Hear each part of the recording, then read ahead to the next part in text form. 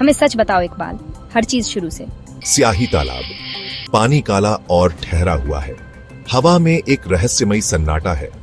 विजय, Shreya, Iqbal, RT, Neha और पीयूष तालाब के पास छिपे हैं। तालाब से निकली काली परछाई धीरे धीरे जंगल में गायब हो गई है। इकबाल एक पुराने पत्थर की ओर इशारा करता है जिस पर कुछ लिखा है।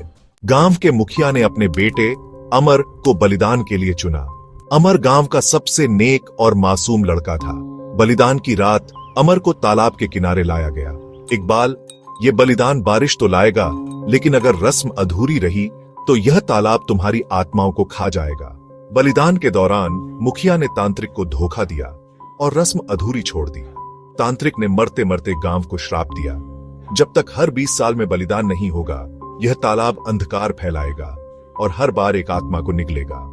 इकबाल, तालाब से पानी तो निकला, लेकिन इसके साथ अंधेरा और रहस्यमयी शक्तियां भी आईं। गांव के लोग धीरे धीरे पागल होने लगे।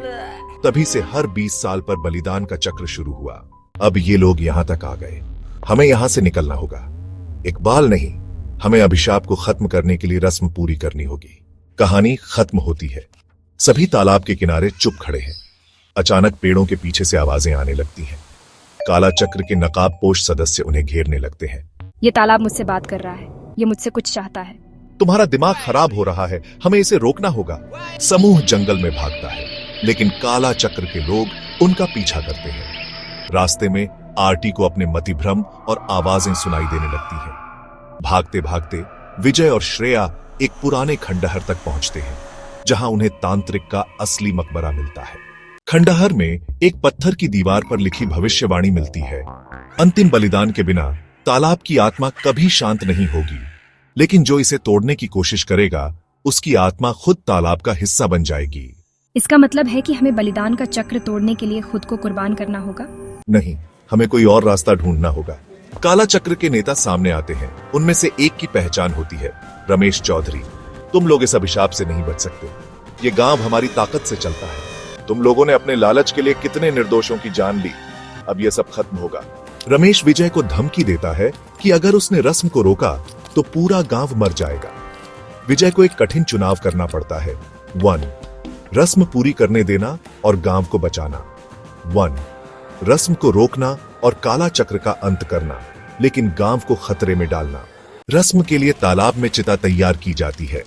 रघु को बलिदान करने की तैयारी होती है। विजय और श्रेया काला चक्र से भिड़ते हैं। तुम लोग इस गांव को डर के साए में रखते हो। अब तुम्हारा समय खत्म हो गया है। लड़ाई के बीच इकबाल खुद को बलिदान करने की पेशकश करता है। इकबाल ने कहा, मैंने इस गांव को बहुत दुख दिए हैं, मेरी मौत इसे बचा सकती है। विजय और श्रेया इकबाल को रोकने की कोशिश करते हैं, लेकिन इकबाल तालाब में कूदकर खुद को कुर्बान कर देता है। तालाब अचानक शांत हो जाता है। नकाबपोश भागने लगते हैं। रमेश चौधरी को गिरफ्तार कर लिया जाता है, लेकिन तालाब के पानी में एक आखिरी हलचल होती है और विजय को तांत्रिक की आवाज सुनाई देती है। अभी भी एक बलिदान अधूरा है। कैमरा विजय के चिंतित चेहरे पर फोकस करता है।